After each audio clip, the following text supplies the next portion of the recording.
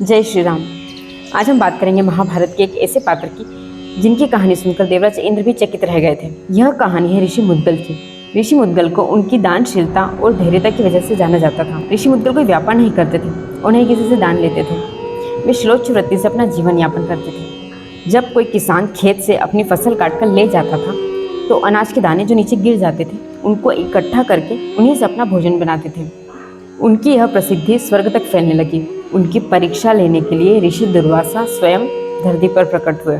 ऋषि मुद्गल अपना भोजन खा रहे थे कि ऋषि दुर्वासा प्रकट हुए और कहने लगे कि मैं भूखा हूँ, मुझे भोजन प्रदान करो। ऋषि मुद्गल ने उनका आदर सत्कार किया और उन्हें भोजन प्रदान किया। दुर्वासा ने कुछ खाया और कुछ नीचे गिराया और बिना कुछ कहे चल दिए।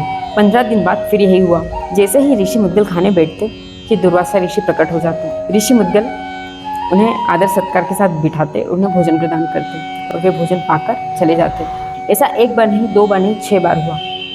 छठी बार जब दुर्वासा ऋषि आए और कहने लगे कि मुझे भूख लगी है, मुझे भोजन दो, तब बड़े ही आदर सत्कार से ऋषि मुद्गल ने उन्हें बिठाया और उन्हें भोजन प्रदान करने लगे। तब उनकी दानशीलता से, उनकी धैर्य से प्रसन्न होकर ऋषि दुर्वासा ने उन्हें स्वर्ग जाने का वरदान दिया। तब एक दिव्य विमान आकाश से उतरा और उसमें देवदूत थे जो उतरे और कहने लगे कि आपकी तपस्या समाप्त हुई है, आप स्वर्ग में चलिए। तब जो प्रश्न ऋषि मुद्गल ने किया वो बड़ा आश्चर्यजनक था। उन्होंने पूछा कि स्वर्ग के क्या दोष हैं। देवदूत आश्चर्य करने लगे कि वहाँ तो कोई दुख नहीं है, वहाँ तो सुख ही सुख है। जब तक पुण्य रहता है तब तक उस व्यक्ति को वहाँ सुख मिलता है।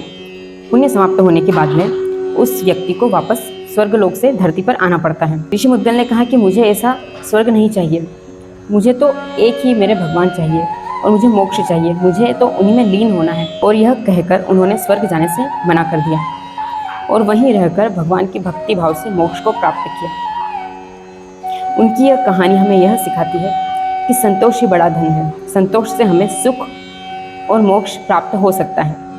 जय श्री राम।